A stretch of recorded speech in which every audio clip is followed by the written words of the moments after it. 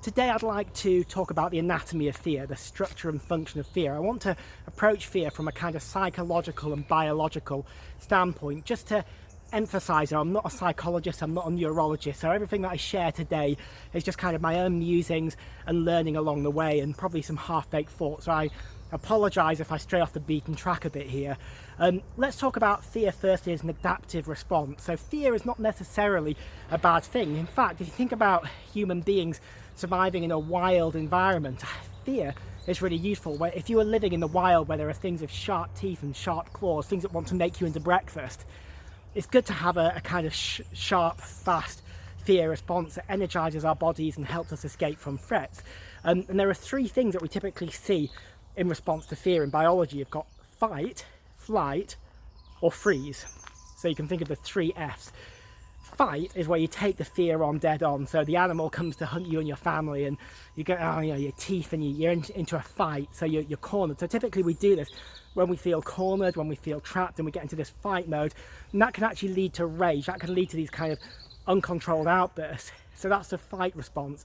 Flight is where we run. We kind of go as fast as we can in the opposite direction.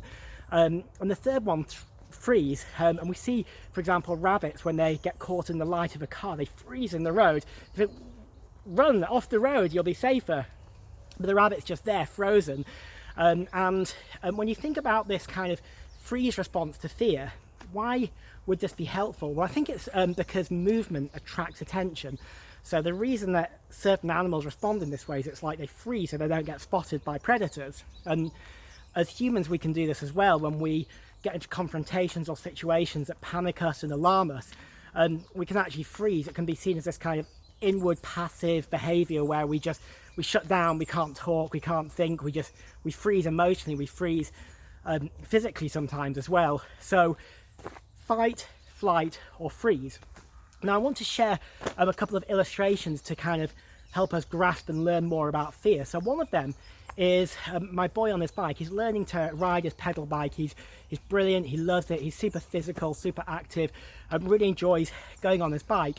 But the other day he was going down a hill, got going a bit too fast, and then veered into a curb and came off his bike, which is obviously really sad. Fortunately, thank God, he wasn't hurt, his bike wasn't broken. But more recently, although he always has to go on his bike, it's a little bit sad. He said, actually, no, I just want to go on my other bike, my balance bike, the one without the pedals. He wants to go on a slightly safer and easier bike. And it was interesting to see this response from him, because he's clearly shaken. He's clearly got some wiring in his brain that he associates with his pedal bike now, the pedal bike that he once loved. That's almost like kind of mild trauma. He doesn't want that experience again. He associates it with his bike, so he doesn't go for it.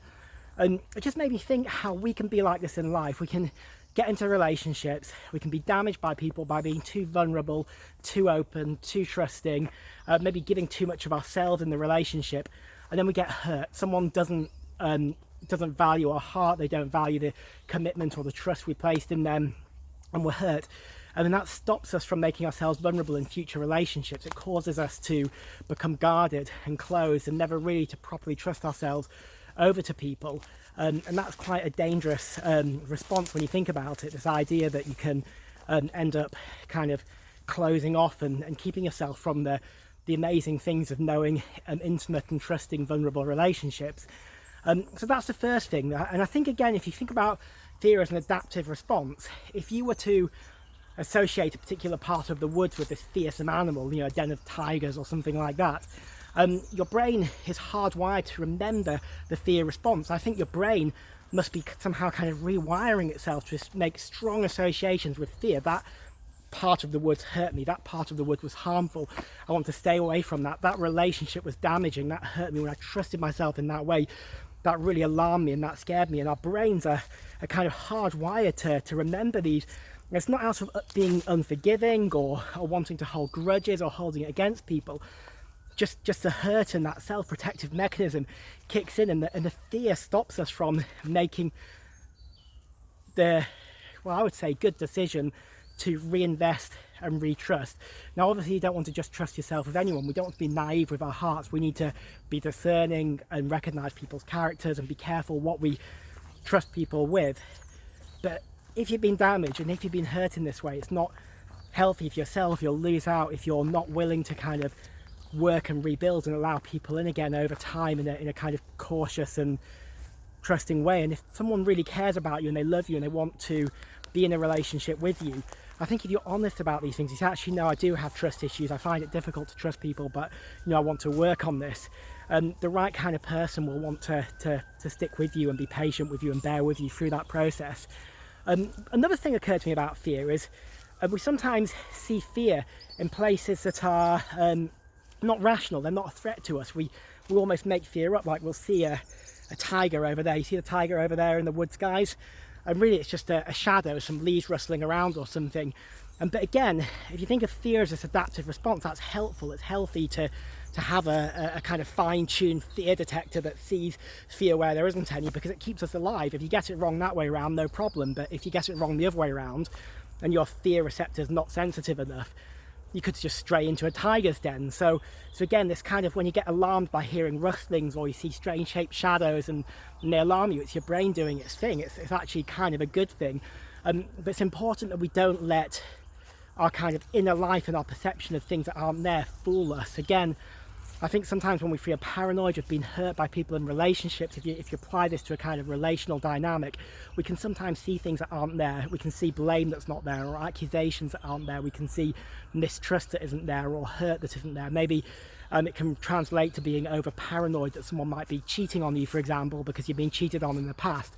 And it's just being aware of that in ourselves, that our brains have this potentiality and this capacity to interpret fear and interpret negative situations. And it's a survival mechanism. Being patient with ourselves in that and understanding where it comes from can be a really powerful thing. So that was the third thing. And one final thing I want to talk about is actually the part of the brain that deals with the fear response. So there's a little structure deep within our brains called the amygdala. And that's a part of our brains that experiences and processes undifferentiated emotions. In that part of your brain, you're not labeling things. It's not like that part of the brain thinks, I feel happy, or I feel sad. It just feels. There's no processing of the perceptual experience. There's no distinguishing or differentiating different emotional responses or perceptions. It's just all kind of one undifferentiated pure feeling. And then there's another part of the brain up at the front called the prefrontal cortex. Sorry, it's a bit of a mouthful, but it's that part of the brain that deals with the more rational side of our thinking. It's sometimes called the executive decision maker of the brain. If you imagine an office, the executive decision maker is someone who sat behind the desk working out the direction, making the decisions for the company. And this is a bit like what your brain does. It sort of processes the signals and information from the amygdala, this deep part of our brains, brings it forward and kind of makes sense of it. It labels it, it identifies it, it differentiates it, it helps explain it. But there's an interesting relationship between these two parts of the brain. Basically, the prefrontal cortex sends signals as a pathway to the amygdala, which kind of calms it down. So when your amygdala gets alarmed because there's a kind of fear response and it's kind of kicking in all of your flight or fight, the hormones are pumping because your endocrine system's involved in this fear response too. You've got the adrenal glands and cortisol and these different hormones kicking in. And then the prefrontal cortex says, hold on a second, that's just a shadow. You don't need to worry that. You don't need to worry about that. You don't need to fear that. And a signal sent back and it actually calms the amygdala down. So what's the moral of the story here? Rationality, naming, labeling, differentiating, thinking is a thing that we've been given, a God-given tool to keep our fear response in check and to calm that amygdala and calm our heart and calm our soul. Rationality. Now I want to throw something on top of that as well, maybe not such a scientific concept, but bringing our fears to God, coming to God in the Holy Spirit and saying, God, I'm just alarmed, I'm scared, this terrifies me, I don't know whether to trust or run here, please help me, and having that kind of vulnerable, open relationship with God, because I believe we are more than just brains and bodies. We have a spiritual component of our being too. So I want to finish with that, and I just want to leave you guys with a prayer. Father, I pray for anyone who's walking in fear, who's overwhelmed by fear, who's experiencing fear in relationships, in life, Lord, over careers, money, whatever it is that's causing people fear and anxiety at the moment. We know there's so much fear going around in the world, that you'll calm our bodies, you'll calm our minds, you'll calm our souls from inside out. Help us to understand the way that we function and to go easy on ourselves, and be with us as we learn to walk with you in trust and faith. Amen. Thank you for joining me today, guys. I hope this has been a blessing to you. These are just kind of a collection of my own musings as I've been thinking about this subject of fear. So I'm going to leave you for today. God bless, and I'll see you soon. Bye-bye.